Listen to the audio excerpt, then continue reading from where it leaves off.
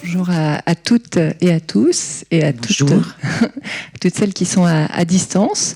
On va découvrir un peu l'ordre de passage de nos slides qu'on a envoyés un petit peu avant et on va vous parler effectivement de la symbiose puisqu'on a la chance avec Catherine de diriger des incubateurs culturels. En effet, c'est Marialia et c'est Catherine parce que peut-être vous ne nous connaissez pas.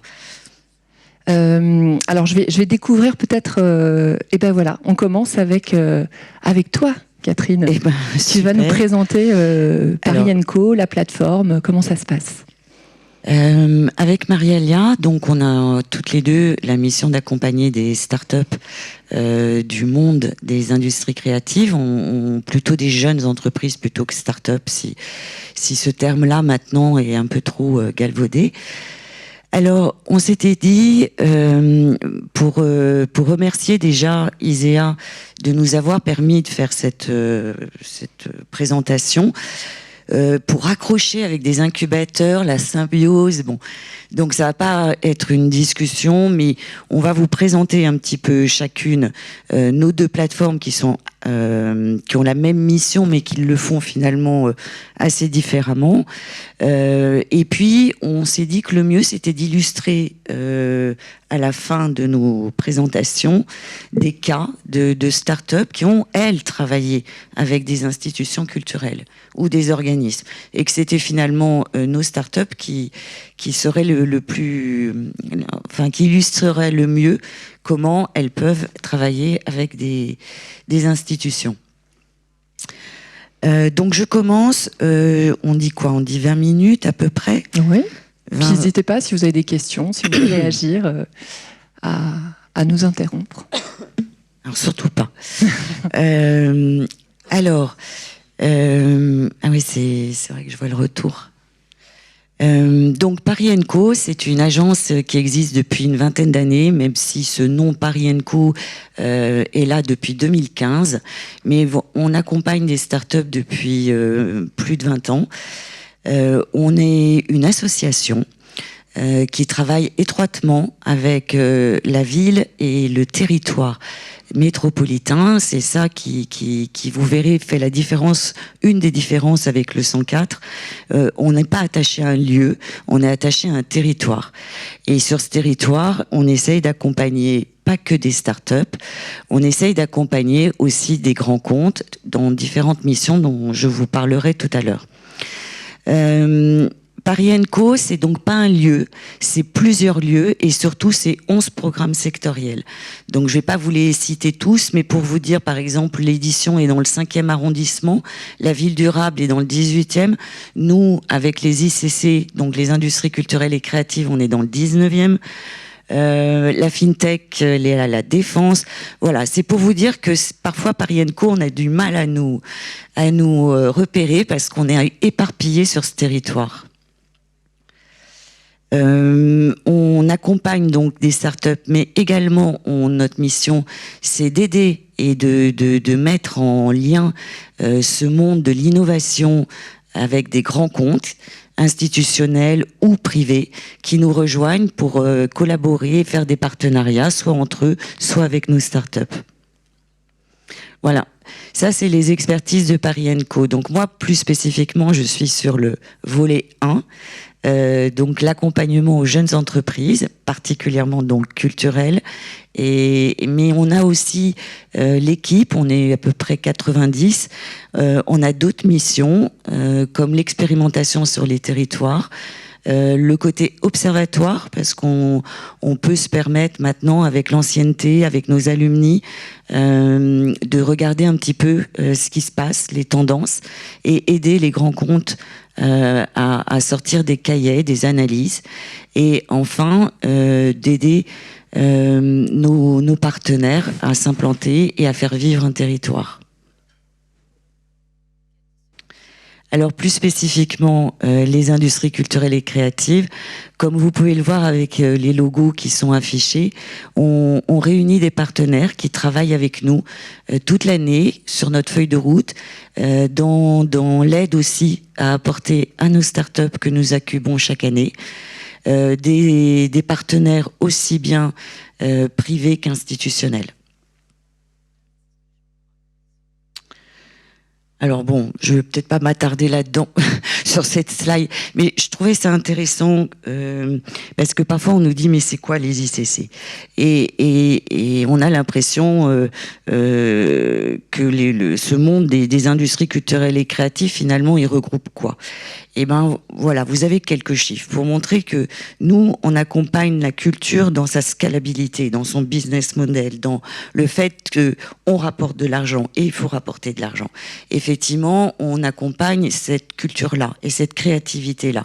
Donc, moi, par exemple, effectivement, je vais pas accompagner des troupes de théâtre ou des projets de cinéma, mais vraiment des jeunes entreprises qui ont cette notion de dire ok, je m'adresse à ce marché de la culture où moi-même je porte un projet culturel, mais avec cette notion de il faut que ça rapporte de l'argent et c'est ça finalement peut-être pour moi les industries aussi créatives, ce côté industrie et créative et culturelle qui parfois on a l'impression de vouloir les opposer et c'est un tort.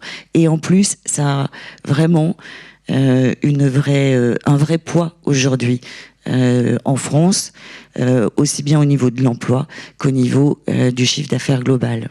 Tu es une spécialiste des jeux vidéo. Je crois qu'aujourd'hui, l'industrie du jeu vidéo emploie plus que le cinéma, c'est ça ou Alors le chiffre d'affaires global, hein, pas uniquement français, mais effectivement aujourd'hui le jeu vidéo est devenu l'industrie de loisirs numéro 1. Ce qui fait plaisir parce que c'est vrai que c'est un domaine dans lequel je suis depuis 20 ans et on n'a pas toujours eu cette notoriété, ces lettres de noblesse qui font qu'aujourd'hui on est vraiment reconnu comme une industrie culturelle et créative et qui illustre bien ce côté. Je suis une industrie, j'ai de la tech, mais je suis aussi culturelle. Voilà. Et de plus en plus de personnes jouent aux jeux vidéo, des jeunes, des moins jeunes, des femmes et des hommes. Et c'est un très bel exemple pour illustrer le poids aujourd'hui des industries culturelles et créatives dans l'économie. Dans l'économie, et puis surtout, il ne faut pas s'arrêter à des préjugés. Si on reprend l'exemple du jeu vidéo, tout le monde joue. Alors vous jouez peut-être pas à Call of Duty, vous jouez peut-être pas à GTA, mais vous jouez à un jeu de cartes, vous jouez à un petit jeu de bonbons. Tout le monde joue. Et je vois une main se lever. Comment, selon vous, le milieu du jeu vidéo français arrive à se démarquer sur la scène internationale ? Alors la question c'est comment, selon vous, le milieu du jeu vidéo français arrive à se démarquer dans la scène internationale ? Alors, j'aime beaucoup le jeu vidéo et j'y ai passé beaucoup de temps dans ma carrière, mais je me sens pas non plus la super experte. Hein. Si vous avez des organismes comme le syndicat national du jeu vidéo ou ici sur le territoire parisien et métropolitain, Capital Games, qui est notre cluster, qui serait sûrement beaucoup plus habilité à répondre. En tout cas. Moi, j'ai toujours travaillé dans le jeu vidéo en me disant qu'on avait quand même une friend touch et qu'on avait une façon quand même de raconter des histoires que d'autres ne font pas. Mais en revanche, pour vivre, il faut s'adresser à un public international. Donc tout l'équilibre est de dire quel type d'histoire je peux raconter, tout en sachant qu'il faut que je touche tout le monde. Donc c'est toujours un petit peu cette difficulté. Et puis notre spécificité, je pense qu'elle vient aussi de nos écoles. Et en France, on a quand même des très bonnes écoles de 3D, soit spécifique jeux vidéo, soit spécifique développement 3D. Et ça, je pense que ce vivier de talent, c'est une force aussi. Voilà, je ne sais pas si j'ai vraiment complètement répondu à votre question. Alors nous, on a accompagné, on accompagne dans les projets pas mal de structures et certaines. Alors, jeux vidéo, on avait par exemple Maestro, qui est un jeu qui permet de devenir chef d'orchestre, un peu comme un Guitar Hero, mais là avec de la réalité virtuelle. Le jeu est virtuose et hyper bien fait, et il est pensé en synergie avec et en symbiose, j'ai envie de le dire, avec des institutions culturelles. Ils ont pensé le jeu en impliquant des auditoriums, des orchestres, des chefs d'orchestre. Je pense qu'il y a eu vraiment une intelligence du contenu, dans la forme aussi et l'esthétique. Nous, on accompagnait pas mal d'entreprises dans le champ de l'immersion et l'immersif. Et aujourd'hui, on parle de gameplay, c'est-à-dire quand on va faire une expérience immersive, qu'elle soit en réalité augmentée, en réalité virtuelle, on s'intéresse, parce que c'est hyper important quand on travaille dans une institution, à comprendre quelle est l'expérience qui va être vécue par les usagers et les usagères. Et en fait, c'est là où on voit l'influence aussi du jeu vidéo dans ce type d'expérience. Et il y a un vrai savoir-faire dans les contenus narratifs, dans la façon de raconter des histoires. Là, cette semaine, c'est Cannes.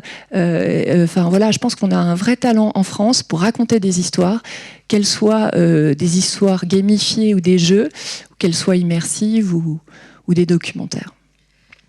Je pense qu'effectivement, le jeu vidéo, pour continuer dans cette petite parenthèse, vous avez vu que les technologies, les talents maintenant se répandent de partout, aussi bien dans le cinéma. Et c'est vrai que le jeu vidéo a dû défricher des usages beaucoup plus tôt que certains autres usages. Et du coup, aujourd'hui, quelque part, on peut donner des leçons. Ou en tout cas, partager les apprentissages du jeu vidéo à d'autres industries créatives. Et ce que dit Mariala, c'est intéressant, ce côté gamification.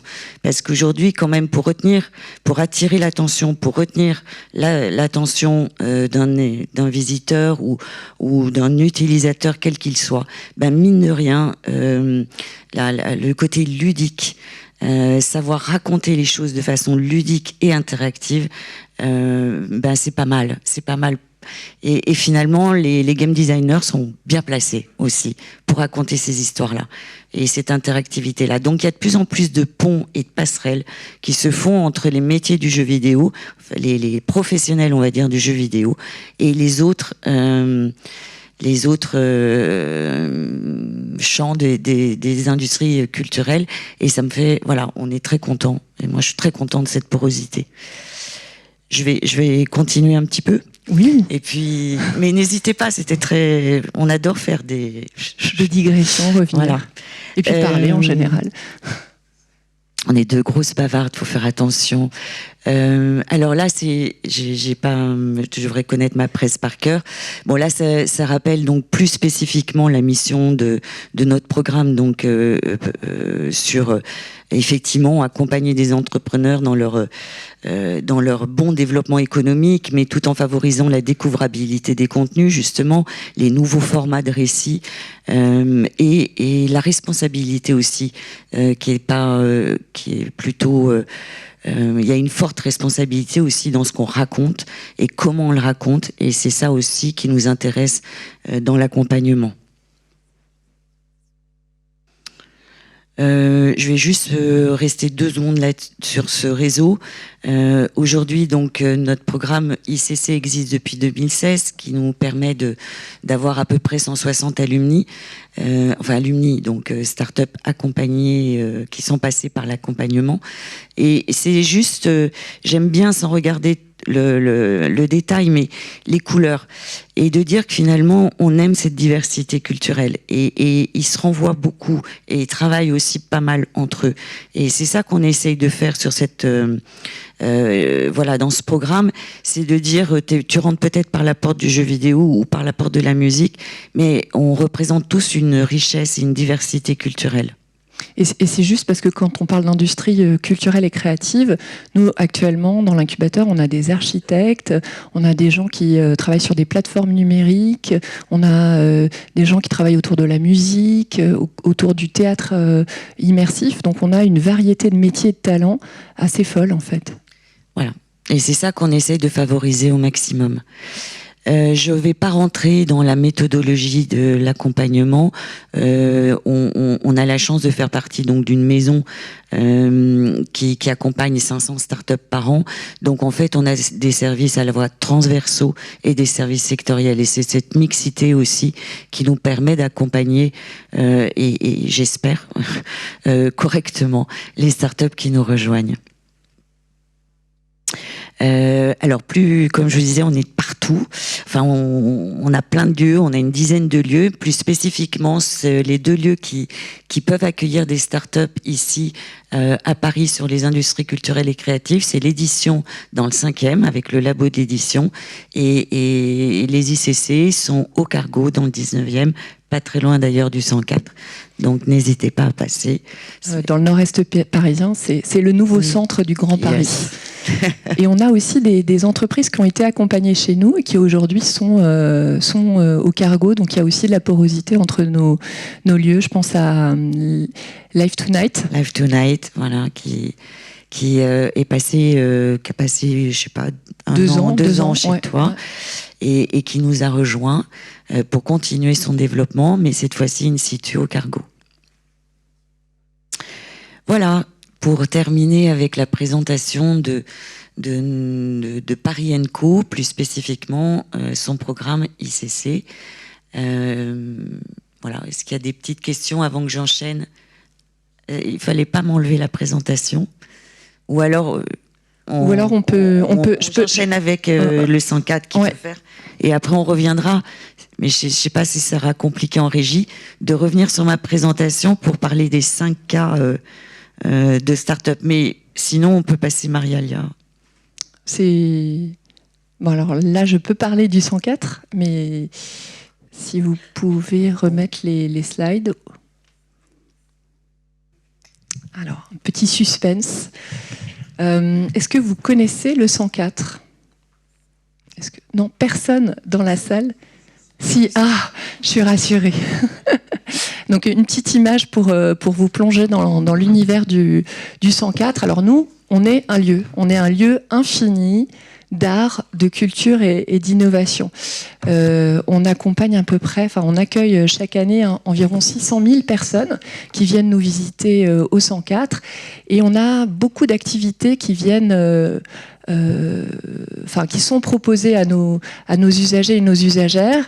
Et il y a, je pense, dans ce lieu une véritable symbiose entre les personnes qui y travaillent. On est 90 collaborateurs, donc nous on est un EPCC, un établissement public de coopération culturelle. On est 90 à faire des métiers très très différents, parce qu'on va faire des métiers qu'on va retrouver traditionnellement dans une institution culturelle. On va faire de la production. On va parler de ce qu'on fait, et on fait beaucoup de choses. On va avoir des métiers techniques, mais on va avoir aussi, alors je ne maîtrise pas, voilà, on va avoir aussi des métiers de tournée. On va faire tourner des spectacles en France et à l'étranger. On va faire d'autres métiers comme de l'ingénierie culturelle, c'est-à-dire qu'on va conseiller d'autres lieux en France et à l'international sur comment construire les établissements finalement culturels du futur, avec des activités d'ingénierie culturelle. Et là, je pense à une partie de l'équipe qui est à Venise en ce moment, dans le cadre de la Biennale internationale d'architecture. Et le 19 mai, on inaugure Traces et Bleu, qui est une exposition qu'on fait pour un studio d'architecture à Venise. C'est un peu fou. Et samedi, on était sur un chantier à Champs-sur-Marne pour célébrer une avancée majeure d'un chantier. Et c'est une fête qu'on appelle le KM11. Et donc, ça fait partie des activités de notre lieu infini. On se spécialise dans le fait qu'on est réversible. Tous nos espaces évoluent. Et ce qu'on aime faire, c'est accueillir les gens. Vraiment, l'hospitalité, c'est nos valeurs. Et accueillir les gens, on va accueillir à la fois du public qui vont pouvoir venir faire des pratiques spontanées. Alors qu'est-ce que c'est ? Les pratiques spontanées, c'est le fait de venir spontanément dans notre lieu et de pratiquer, faire des pratiques artistiques. Donc c'est aussi bien de la danse, du théâtre, du chant, de la musique. Et nos espaces, donc 40 000 mètres carrés, il y a toujours des parties qui sont ouvertes à la pratique. Ça peut être des amateurs, des amatrices, mais c'est souvent aussi des semi-professionnels, des gens qui... Vous le savez, en France et à Paris particulièrement, on a peu d'espace pour répéter quand on est artiste. Donc le fait d'avoir des espaces gratuits pour pratiquer, c'est quand même pas mal. On a aussi des services pour nos usagers. Par exemple, le samedi matin, on a un marché bio de producteurs.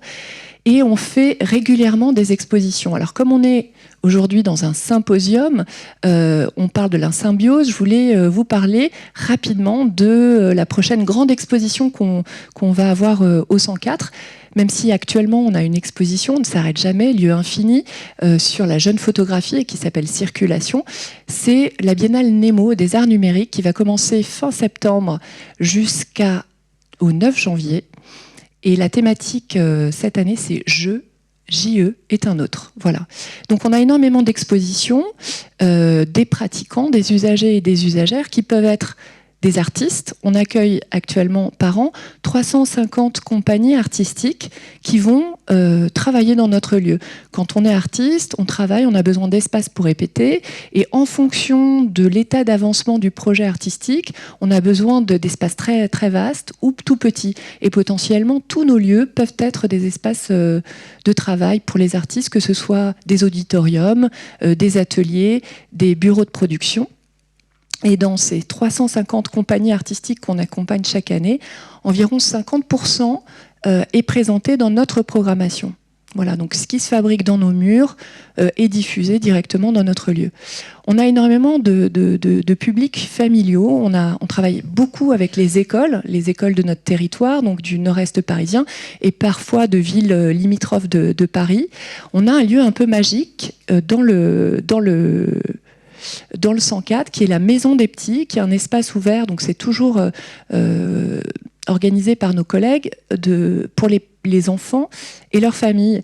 Souvent, quand on va dans une institution culturelle et qu'on on a un petit enfant de moins de 6 ans, il n'y a pas vraiment d'espace. Je crois qu'ici, au Forum des Images, il y a des séances pour les parents et les tout petits enfants, parce que si on va au cinéma avec des bébés, c'est compliqué. Là, l'idée, c'est vraiment un espace où les enfants et leurs parents vont pouvoir jouer, ou pas, mais en tout cas, ils vont pouvoir être écoutés par mes collègues qui sont toutes des psychologues. C'est plutôt génial. On fait énormément d'activités avec des associations. D'ailleurs, prochainement, fin mai, on aura le forum des dynamiques territoriales où on présente tous les projets qui sont menés avec les associations du champ social, du territoire. C'est assez magique de voir tout ce qui est fait pendant l'année. On a beaucoup de concerts qui sont proposés au 104. Je vous ai parlé des résidences artistiques et des ateliers. On a évidemment des commerces, donc c'est un lieu où les gens passent en moyenne 4 heures dans nos espaces, dans notre nef et sous nos halles. Ils peuvent se restaurer, il y a des restaurants, ils peuvent aussi aller dans des commerces. On a un libraire, plusieurs boutiques responsables. Et puis, on a également des activités de commercialisation, c'est-à-dire que on offre ces espaces, on les loue plus exactement à des grands comptes qui peuvent être des grandes entreprises, des grandes institutions qui vont faire des salons professionnels dans notre espace. Je vous parlais tout à l'heure de la fête de chantier samedi. Et bien là, c'est une photo que vous pouvez voir ici sur une des fêtes de chantier. C'est assez impressionnant. Samedi, il y avait 6000 personnes sur un chantier. En général, on n'y a pas accès. Et là, on a la possibilité d'être présent sur ce lieu fou. Et puis, je voulais vous parler évidemment de 104 Factory. En introduction, on a parlé de 104 Factory. On est en fait une activité du 104. Donc, on est un lieu culturel qui avons à la fois des activités de conseil, de production artistique et événementielle à l'extérieur du lieu, à travers des activités 104 ingénierie, mais également un lieu d'innovation et un incubateur comme Paris & Co, à travers nos activités 104 Factory. Alors nous, on existe depuis 10 ans, donc cette année, c'est nos 10 ans, on va les célébrer le 22 juin. Tu es bien évidemment invité à notre pot.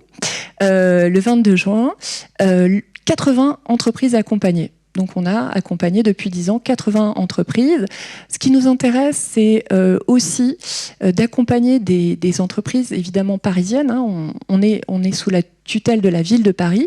80% des équipes qu'on accompagne sont cofondées par des femmes.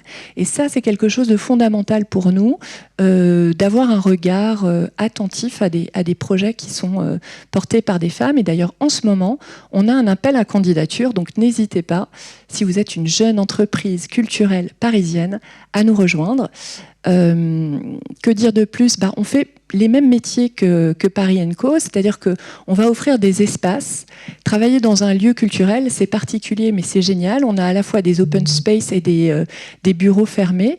Et pour nous, l'incubation, c'est surtout un moment de travail, d'accélération des projets, et ça passe par du temps, de l'écoute, de la formation et du lien. En fait, on va mettre en réseau tout cet écosystème. C'est vrai que moi, je résume souvent notre travail en disant on peut très bien réussir son entreprise sans rentrer dans un incubateur. Mais je crois qu'on essaye de faire gagner du temps. Et le temps, c'est précieux quand on est une jeune entreprise. On vous fait gagner du temps parce que on a peut-être des retours d'expérience, soit par notre expérience, soit par des expériences d'autres. On a un réseau, on peut vous mettre en contact plus rapidement. Donc pas de miracle, hein, évidemment, aucun miracle. Mais si on peut faire gagner du temps et se dire que on a pu vous trouver les bonnes personnes, les bons experts au bon moment, ben on est content, voilà. Et en plus le principe aussi d'un incubateur, c'est d'être avec une communauté. Et je crois que si ils ont envie de rejoindre le 104 ou Paris & Co, c'est parce qu'on a envie aussi d'échanger avec les autres. Et en gros, je prends mais je donne aussi, voilà. Donc c'est des communautés qu'on essaye de créer. Et ça, c'est important pour nous, ces valeurs de partage. On va jamais sélectionner des entreprises qui sont concurrentes, parce que le principe, c'est qu'elles puissent travailler ensemble, puissent développer des projets ensemble. On fait beaucoup de co-développement, c'est-à-dire qu'on a des expertises, hein, on va faire intervenir des experts, soit en interne, nos salariés, ou des experts externes qui sont spécialisés sur des sujets qu'on maîtrise moins, de commercialisation, de levée de fonds, sur des sujets plus techniques. Et puis, ce qu'on va leur offrir aussi, c'est la capacité de faire des expériences. Parce que bien souvent, on a un projet qui est génial, vous l'avez pensé, vous l'avez travaillé, mais vous l'avez souvent pas confronté à la réalité des usages. Comment est-ce que vont vivre cette expérience des familles, des artistes, voilà, des personnes. Donc là, c'est vraiment le point fort de notre accompagnement, c'est de faire ces expérimentations. Vous voyez une image, par exemple, d'une expérimentation, d'une installation immersive sonore qui s'appelle Les Gardiens de la Montagne, par une société Onio qu'on accompagne.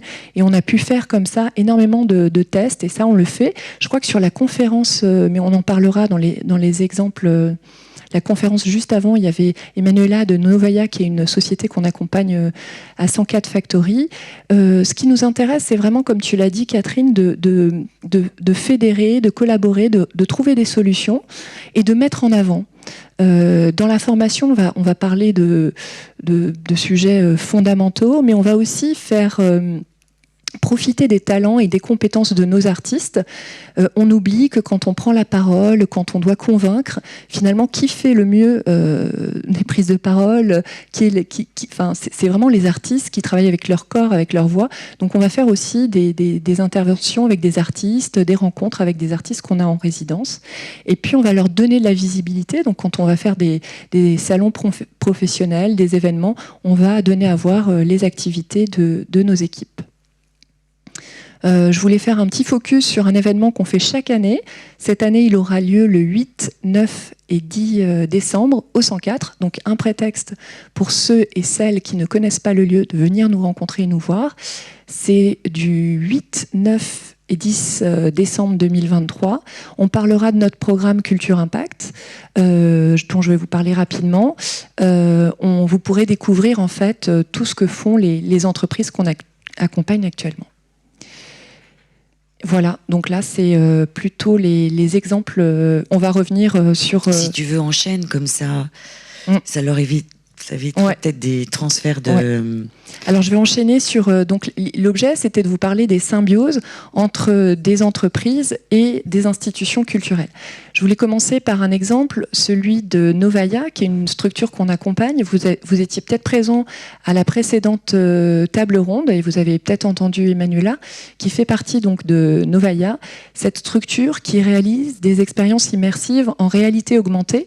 Donc, la réalité augmentée, qu'est-ce que c'est ? C'est la possibilité d'avoir des hologrammes. Donc vous avez un casque, alors eux utilisent les casques HoloLens, vous avez un casque sur le visage et vous pouvez voir des hologrammes dans un environnement qui est réel. Je vous encourage à aller découvrir, donc c'est jusqu'au 29 mai, au Centre Pompidou, une institution qui est juste à côté ici du Forum des Images, cette expérience noire. Qu'est-ce que c'est noir ? C'est l'histoire méconnue de Claudette Colvin, qui est une Américaine qui a refusé de laisser sa place dans un bus avant Rosa Parks. Et on est complètement dans la peau de ce personnage. C'est très intéressant parce que c'est une expérience immersive qu'on va pouvoir vivre à plusieurs. Ce matin, à 9h30, on avait une partie de l'équipe ingénierie, innovation du 104, des partenaires québécois de la SAT et Zoo, qui est un incubateur à Montréal, puisqu'on a aussi dans nos activités, on tisse beaucoup de liens avec d'autres incubateurs culturels comme Paris & Co, ou d'autres incubateurs culturels à l'international. Et là, c'est vraiment un exemple d'une symbiose entre une institution culturelle et une jeune société innovante. Donc, pendant un mois, les visiteurs du Centre Pompidou ont l'opportunité de faire cette expérience un peu inédite. Ils ont été vraiment... donc, nous, on les accompagne depuis pas mal de temps. Au 104, on a fait beaucoup de tests. On a vu à peu près toutes les versions de cette installation. Et aujourd'hui, on est très fiers de l'installation qui est présentée au grand public au Centre Pompidou. Je vous la recommande. Et quand vous aurez terminé cette expo, enfin cette expérience, n'hésitez pas à lire le livre de Tania de Montaigne sur Noir. Elle en a fait aussi une BD et c'est passionnant. Voilà. Donc évidemment, Tania... Elle en avait fait aussi une pièce de théâtre qui était aussi magnifique. Donc Tania est évidemment dans l'équipe et avec le metteur en scène aussi qui a fait la pièce. On retrouve des éléments, mais c'est intéressant parce que c'est une nouvelle forme. C'est pas du théâtre, c'est pas une exposition, c'est autre chose. Je trouve que c'est un bon exemple de diversification à partir d'un récit et comment on le raconte différemment, puisqu'on est parti, enfin Tania de Montaigne est partie d'un livre, il y a eu la pièce de théâtre, il y a eu la BD et aujourd'hui l'expérience immersive.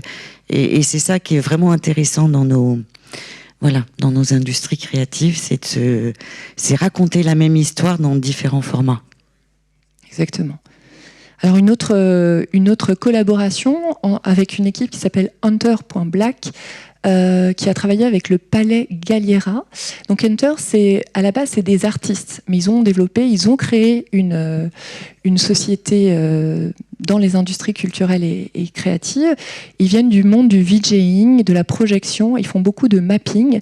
Et souvent, quand on pense à mapping, on pense à des choses très spectaculaires. On voit la fête des Lumières à Lyon.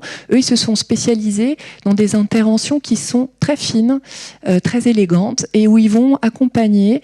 Donc là, avec ce projet Mise en Lumière pour le Palais Galliera, l'idée, c'était de révéler, en fait, le musée était fermé pour des travaux, révéler la beauté de l'architecture à travers une expérience qui, à la fois...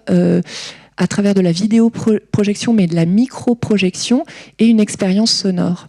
Et c'est une équipe qu'on accompagne, là, qui va arriver en fin d'incubation à 104 Factory, qui a fait beaucoup de choses et qui a aussi collaboré directement avec le 104, puisque cette année, on a proposé quelque chose d'assez fou au 104 qui s'appelle une foire foraine d'art contemporain. C'est une exposition d'art contemporain.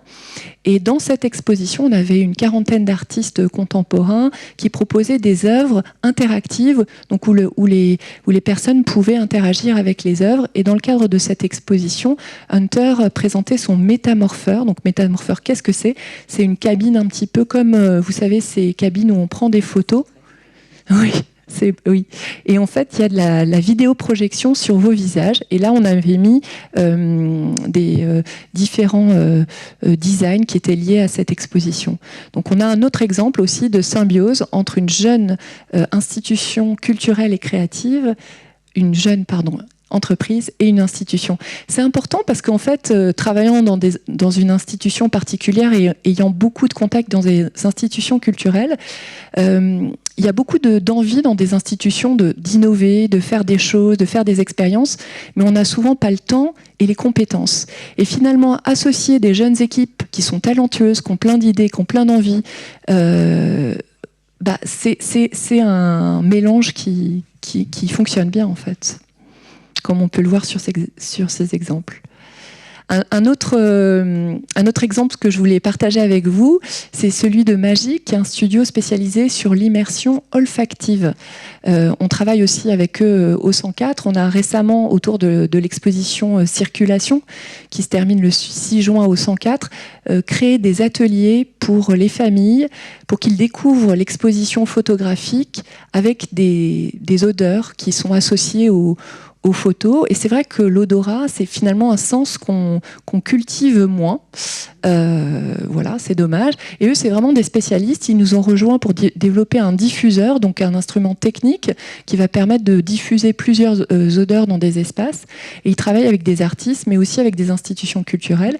Et là, alors, un projet que vous allez pouvoir découvrir à l'ouverture du lieu, puisque le Musée national de la Marine, qui est vers Chaillot, donc là, on passe dans on est un peu plus loin du centre de Paris. Il va réouvrir, et donc dans ce nouveau musée, il va y avoir beaucoup d'expériences immersives, et ils ont voulu aussi travailler sur qu'est-ce que c'est que l'odeur d'un musée national de la Marine. Là aussi, on a participé, on a contribué, on a fait beaucoup de tests, c'est-à-dire qu'on a participé à des ateliers pour essayer de comprendre avec d'autres personnes comment on pouvait qualifier cette odeur. Et vous pourrez découvrir donc à l'ouverture, je crois que c'est en septembre ou en octobre 2023, cette odeur qui a été pensée, réfléchie par le studio Magic. Ils travaillent aussi beaucoup avec des artistes contemporains. Ils étaient intervenus sur des nuits blanches. La prochaine nuit blanche à Paris, c'est bientôt, 3 juin.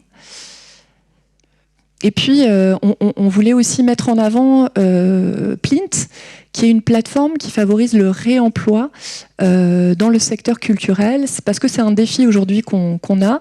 Quand on parle d'innovation, on parle beaucoup d'innovation technologique. Et là, je vous ai montré évidemment des exemples qui étaient dans ce, on va dire, un petit peu liés à la technologie, quoique l'immersion olfactive, pas nécessairement toujours. Plint, c'est vraiment une plateforme numérique qui va permettre, un peu comme le Bon Coin, de mettre en réseau des institutions, des galeries, pour favoriser la mutualisation, le partage. Aujourd'hui, on a un grand défi, enfin, on a 2 transitions à adresser dans nos secteurs, celle du numérique, mais aussi la transition écologique. Comment fait-on? Parce que par essence, nos activités, on organise des spectacles, on fait des tournées, on crée des expositions, génèrent et ont un impact négatif sur nos environnements. Comment fait-on pour être plus vertueux, plus responsable dans nos activités? Typiquement, Plint, c'est une solution qui le permet, puisqu'elle va permettre de mutualiser les équipements scénographiques. Ça peut être des plaintes, des éléments scénographiques, des matériaux, entre plusieurs institutions, galeries. Et ils ont notamment collaboré avec le Palais de Tokyo. On n'est pas très loin du musée de la Marine. Et puis une autre structure qui fait partie également de Culture Impact, c'est Remix. Quand on parlait avec Catherine de la variété des talents et des métiers des personnes qu'on accompagne, Plint, c'est des personnes qui viennent du monde de la photographie, qui ont dirigé une galerie d'art. On a des personnes qui viennent du monde du cinéma, du monde de la musique. On a vraiment beaucoup de métiers, de compétences différentes. Et là, c'est un bureau d'études. Donc, ce sont des architectes qu'on accompagne, des jeunes architectes qui se sont spécialisés dans le réemploi. Parce que finalement, un autre secteur qui génère énormément de déchets, c'est celui du BTP, de la construction. Et si demain, nos institutions culturelles, nos lieux ou nos habitations étaient construites à partir de déchets qui sont finalement des ressources? Parce qu'aujourd'hui, vu la rareté des matières, c'est important de s'intéresser sur ces questions de réemploi. Et ils ont collaboré, ils continuent à collaborer avec Universcience. Le Palais de la Découverte, vous le savez, est en travaux, et il y a eu donc un Palais de la Découverte éphémère qui a été fait dans le 15e arrondissement. Cet établissement s'appelle Les Étincelles, et il était entièrement fait en réemploi, c'est-à-dire que ce sont des matières qui ont été du Palais de la Découverte et qui ont servi à la construction de ce lieu éphémère, qui était très touchant pour les salariés, parce que c'est toujours compliqué quand on travaille dans une institution culturelle et qu'elle est fermée et qu'on ne peut plus recevoir du public, de retrouver des éléments qu'ils avaient l'habitude de voir dans leur musée. Et aujourd'hui, l'équipe de Remix travaille également sur la scénographie du nouveau Palais de la Découverte, qui va être entièrement en réemploi. Et c'est des défis parce qu'aujourd'hui, on a encore beaucoup de contraintes législatives, réglementaires. On en parlait beaucoup dans un meet-up qu'on a fait récemment autour de notre programme Culture Impact. Donc c'est finalement ce volet qu'on adresse depuis le début de l'année, là, janvier 2023, où on se dit comment on va faire pour faire en sorte que nos activités elles soient plus vertueuses, vous l'avez dit, plus responsables. Et donc on a ce nouveau programme qui accompagne des acteurs, donc qui sont aussi bien des entreprises que des associations. On s'est un petit peu ouvert à d'autres structures. Et au travers de ce programme, on fait beaucoup d'événementiels. Donc on discute sur ces sujets où on est, il y a quelques acteurs précurseurs, mais on est encore loin d'être tous dans des logiques de réemploi, d'éco-conception ou autres. On fait beaucoup de formations, de sensibilisation et on commence déjà par sensibiliser nos propres salariés en interne. Dans les institutions culturelles, c'est pas facile. Quand on réfléchit à nos impacts, on revoit un peu toutes nos façons de travailler. Et puis l'idée, c'est de faire des événements, des formations et continuer, et que ces équipes aussi, elles aient une influence sur le reste des équipes qu'on accompagne. Parce que pour nous, ces questions d'impact, elles sont fondamentales. Voilà un aperçu de symbiose entre des institutions culturelles et des entreprises culturelles et créatives. C'est chouette, c'est des exemples variés. Je les découvre aussi avec vous. Je veux bien qu'on enchaîne du coup avec, comme ça on va rester dans les illustrations de partenariat entre des institutions culturelles et des jeunes entreprises. Donc, je veux bien qu'on renvoie ma presse sur la fin. Et on commençait par culte. Alors j'ai essayé de prendre 5 exemples aussi, assez variés, pour montrer comment le digital peut, en complémentarité, de façon hybride, aider des institutions ou des organismes quels qu'ils soient, et qu'il ne faut jamais opposer les deux, mais il faut au contraire essayer de montrer cette complémentarité pour enrichir une expérience. Et c'est ça aussi, je pense, qu'on aime bien dans les industries culturelles, c'est qu'on parle d'usage et d'usager avant tout. Et que la techno n'est pas un but en soi. Elle peut être que accompagnatrice de cet usage ou aide à cet usage. Donc il y a toujours des usagers au bout et c'est vers eux qu'il faut penser. Donc du coup, Culte, c'est la 25e heure, peut-être que vous connaissez mieux ce nom-là. C'est une société de production qui a lancé pendant le Covid cette salle de cinéma virtuel. Alors je vous laisse un peu découvrir parce qu'ils ont plein d'exemples. Ils n'arrêtent pas de faire des projections à la fois en physique et la possibilité d'être en même temps dans différentes salles ou de suivre dans des salles virtuelles. J'ai choisi celui-là plus qu'un autre, mais franchement, n'hésitez pas à aller sur leur site. J'ai indiqué sur la slide, n'hésitez à la prendre en photo. C'est magique, ils ont la possibilité d'être... on peut suivre à distance, donc ça répondait à l'époque à une situation, une crise sanitaire. Mais aujourd'hui, ils répondent aussi à des publics empêchés.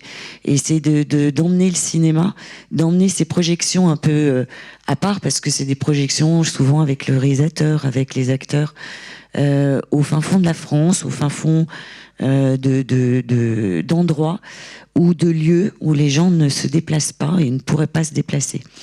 Donc je trouvais que c'était un bel exemple de symbiose, je sais pas, mais en tout cas de possibilité de mettre ce cinéma à la portée de tous. Alors ensuite, Marel. Alors Marel, c'est de la VR, c'est pas de la AR, il y aura un autre exemple d'AR. Une expérience qui est venue se mettre au sein d'une exposition qui s'appelait donc Les Murs Parlent, avec le musée de la Résistance de Limoges. Et ça partait des graffitis. Les graffitis qu'ont laissé ces résistants dans leur prison et qui racontent des histoires. Et à un moment donné, donc dans l'expo, vous avez un endroit où vous pouvez mettre donc un casque et là il y a un jeu narratif avec ces graffitis. Je dis bien jeu narratif. Donc encore une fois, l'exemple que le jeu, enfin l'illustration que le jeu est une façon d'aller un peu plus loin et ça vous emmène, c'est assez émouvant parce que du coup, on n'est plus que spectateur de ces graffitis, on est aussi un peu, voilà, il faut qu'on retrouve les graffitis, qu'on les interprète, etc. Ça nous implique un peu plus dans l'histoire de ces résistants.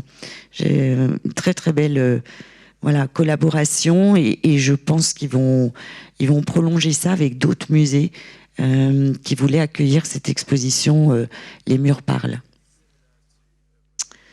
Après, alors voilà, en AR, la photo est pas... on a essayé de trouver avec Maxime une photo qui était parlante.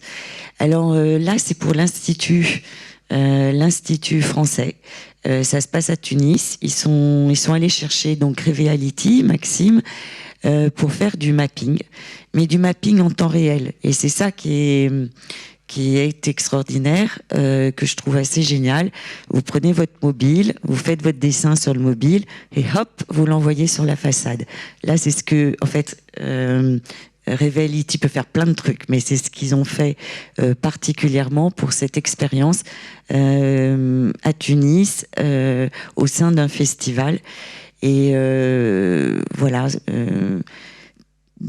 je sais plus, il y avait, qu'est-ce que me disait Maxime, j'avais pris des notes, mais il y avait, je sais plus, 3 dessins, 50 dessins toutes les 3 secondes, enfin c'était assez génial, et les dessins changent et ça fait du mapping sur monuments interactifs, et voilà, on peut participer du coup avec tout le monde.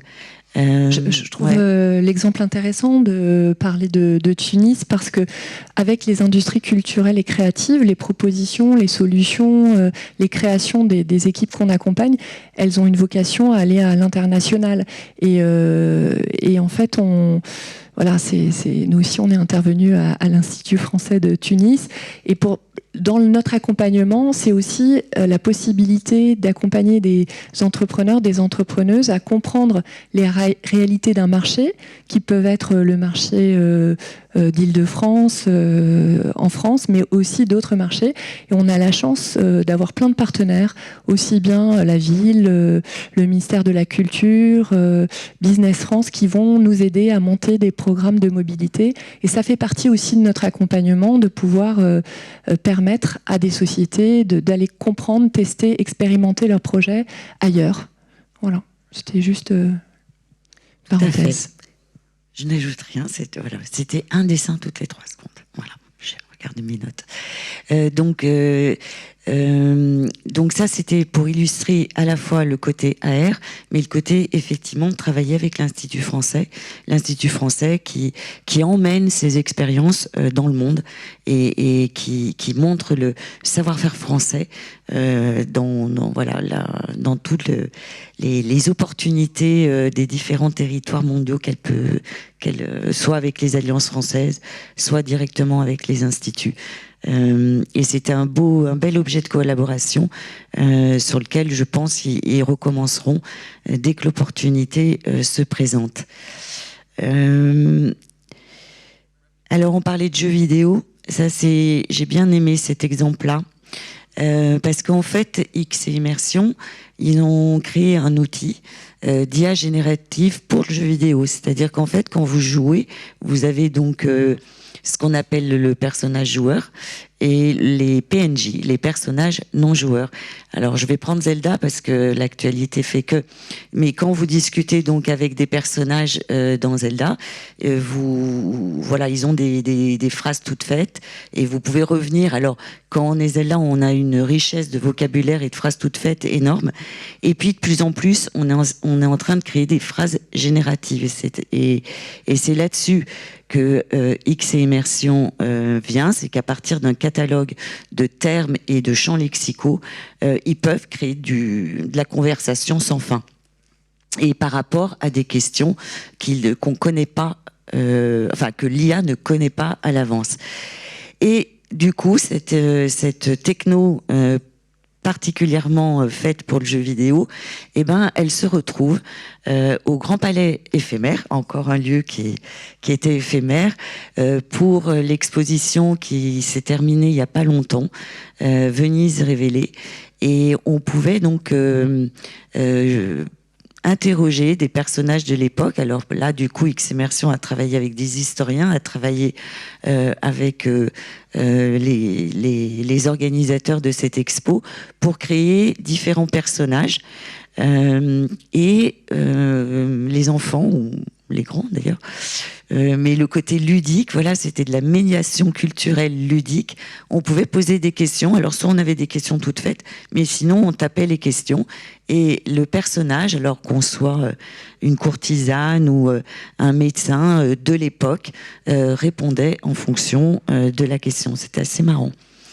Voilà, je trouvais que c'était aussi un bon exemple de médiation culturelle réinventée avec une techno qui n'était pas adaptée au départ et qui s'adapte très bien. Et enfin, alors il m'en manque une. J'avais la première. Voilà, il me semblait bien. Il me manque Affluence. Alors Affluence, c'est une techno vraiment pour les lieux de gestion de foule. On fait la queue, on ne sait pas pour combien de temps.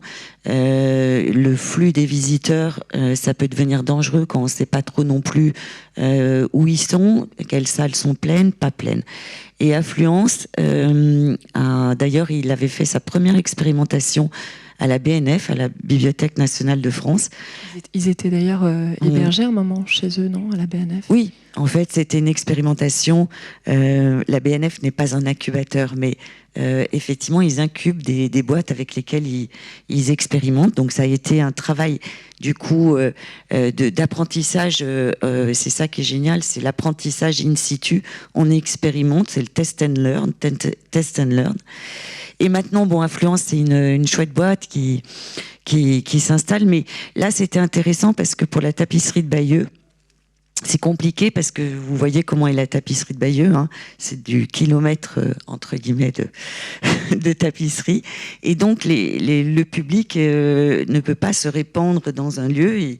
Il faut la suivre parce qu'elle raconte une histoire.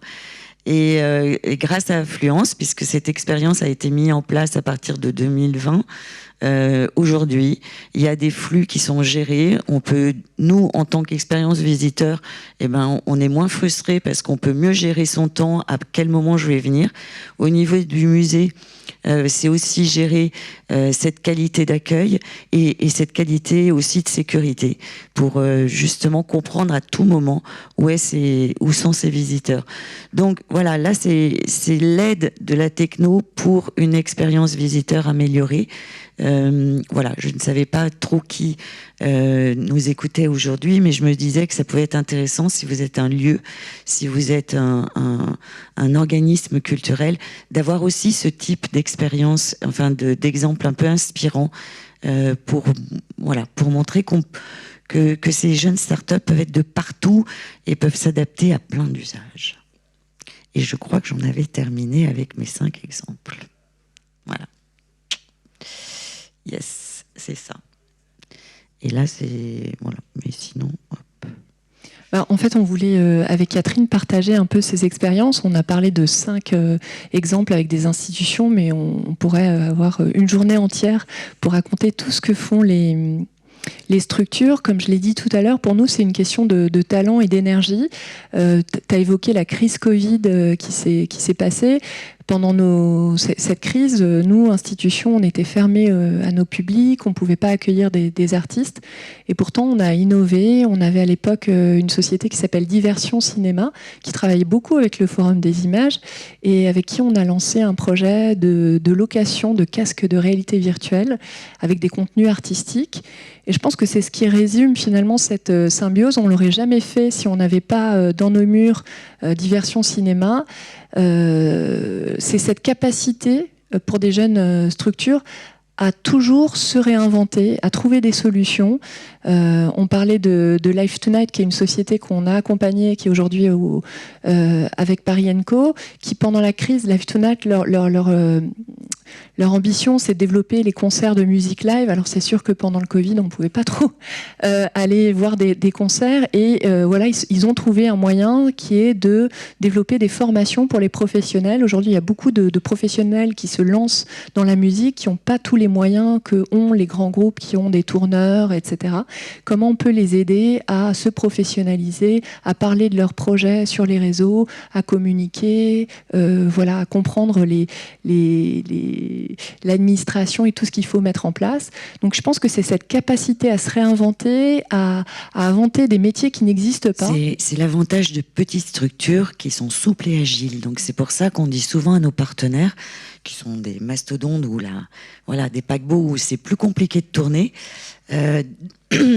finalement de tester avec des jeunes entreprises qui peuvent aller plus vite et qui peuvent être défricheurs de certains usages et de voir après comment ça peut s'adapter chez eux. Puisque je crois qu'on n'est pas loin du temps imparti. Oui. Est-ce qu'il y a je sais pas, une ou deux, ou pas du tout, ou plein de questions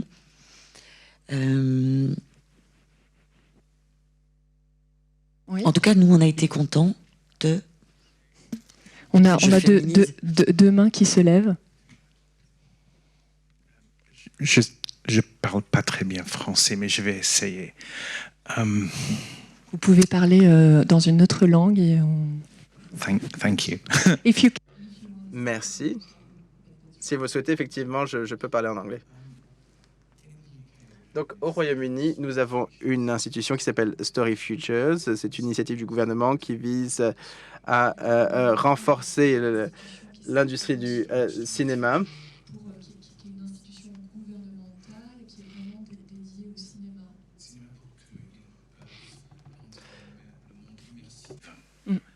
Ils ont trouvé que c'était très dur de bouger des gens du cinéma au immersif, mais plus facile de bouger les gens de jeux vidéo à l'autre sens. Mais je voulais savoir, vous avez fait beaucoup de recherches avec toutes les petites boîtes. Comment est-ce que vous rassemblez justement tout ce savoir? Comment est-ce que vous rassemblez tous ces apprentissages? Cette mémoire, cette histoire de toutes ces entreprises qui ont été accompagnées. C'est ça l'objet. En fait, donc là, on fête, nous, les 10 ans. Et en fait, moi, je suis arrivée au 104 il y a 5 ans. Et ce qui fait aussi la richesse, je pense, d'un accompagnement, c'est les personnes qui accompagnent les entreprises. Je voulais saluer l'équipe, Efren, qui était donc au Centre Pompidou, et Nora, qui est dans la salle. On ne fait jamais les choses en étant seul, c'est des équipes. Et c'est aussi l'expérience des gens qui accompagnent les entreprises, qui gardent en mémoire. C'est le réseau. Tu l'as très bien dit. Nous, on essaye de toujours maintenir des liens avec les anciens, avec les alumni, parce que ce sont eux nos experts. On participe à des études également. Là, actuellement, on est en train de travailler avec des universitaires dans le cadre du PIA. Alors, c'est le plan d'investissement d'avenir lancé par le gouvernement. On est sur un projet sur les métiers, les compétences d'avenir, et on travaille avec d'autres partenaires sur justement quelles sont les compétences et les métiers d'avenir. Et j'ai eu la chance d'échanger avec beaucoup d'entreprises, et c'est toute cette matière qu'on conserve donc dans nos cerveaux, dans nos ordinateurs. Et puis, je pense que Catherine, vous publiez beaucoup de livres blancs aussi. Comment on partage? On partage effectivement par la publication de livres blancs, par certains événements qu'on monte. On essaye effectivement, excusez-moi, Excusez-moi.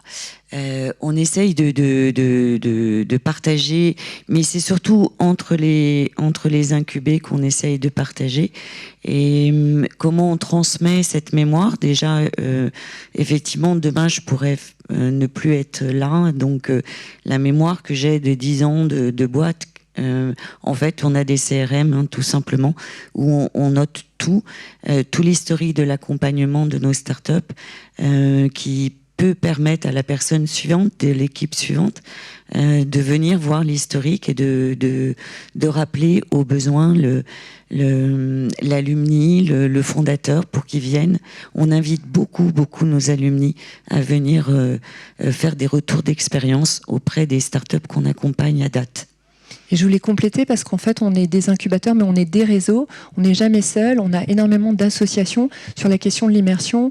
Il y a en France PXN, par exemple, qui est une association qui fédère des producteurs de l'immersion. Et c'est aussi eux qui font des études, qui transmettent. Et nous, on va aller retransmettre des informations qui existent déjà. Je pense à un réseau comme ACNUM aussi. Donc, on a beaucoup d'instances. On est plusieurs à travailler sur ces mêmes sujets.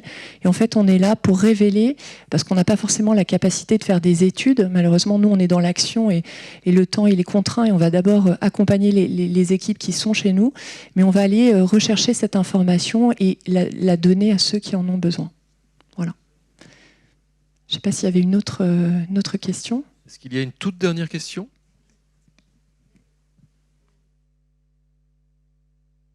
En fait, je voulais juste savoir en fait, quelle place vous donnez au public dans la conception en fait, de tous ces projets. C'est-à-dire que là, en fait, vous avez donné des exemples en fait, des startups en fait, qui élaborent des outils de médiation vraiment pertinents. Et en fait, je me demande en fait, quelle place les publics ils pourraient avoir potentiellement en fait, vraiment dans la conception et de la mise en place en fait, de ces outils. Je pense que, comme le disait Marialia tout à l'heure, une start-up, elle serait ravie que sa solution soit le plus rapidement mise dans les mains d'un public, justement, pour itérer et faire en sorte que sa solution réponde, quand c'est une solution B2C, qui s'adresse au public, bien évidemment. Donc j'allais dire, ça dépend du terrain d'expérimentation qu'elle va pouvoir trouver. Et c'est vrai que plus tôt on peut lui permettre de trouver ce terrain d'expérimentation, plus vite elle sera à même de faire participer ce public et d'avoir la solution qui soit la plus proche possible. Voilà, dans le jeu vidéo, c'est les bêta-tests. On essaye d'avoir le maximum de retours et le plus tôt possible pour que la solution se construise si possible avec le public. Mais voilà, c'est pas toujours évident qu'elle ait aussi ces territoires d'expérimentation. Le 104 a la chance d'être lieu double, à la fois donc incubateur et à la fois lieu d'expérimentation. Mais l'idée, c'est de leur permettre de tester ça. Et effectivement, là, les publics, ils peuvent être très impliqués très tôt. Je donnais l'exemple d'Ogno et de leur installation immersive. Ils ont fait participer énormément de public, des enfants, et des retours qui ont été faits par les publics, ils ont adapté leur installation. Et c'est très précieux, mais c'est aussi une méthode, en fait. Faire des tests, recueillir les ressentis des publics, ça demande une méthode, une méthodologie, de l'accepter. Et après, en général, dans nos institutions, et ça, c'est une tendance qui est plutôt positive, on a de plus en plus les publics qui participent à la programmation du lieu. Là, en ce moment, on a un appel à participants. Donc, ce soir, c'est Tragédie d'Olivier Dubois. C'est une pièce majeure, géniale. Si vous voulez danser public au 104, il y a un appel à participation pour que ce soit les publics qui puissent participer à la programmation artistique.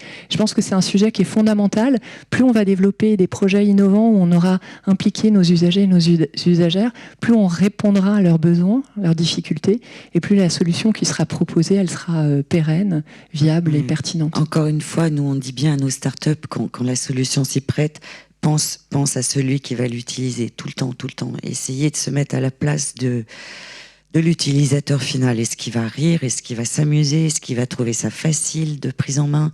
En fait, pour qui ça s'adresse? On ne se fait pas plaisir, on fait plaisir à celui qui va réceptionner le produit. Voilà. Donc plus tôt on lui en parle, plus tôt on lui montre, mieux c'est.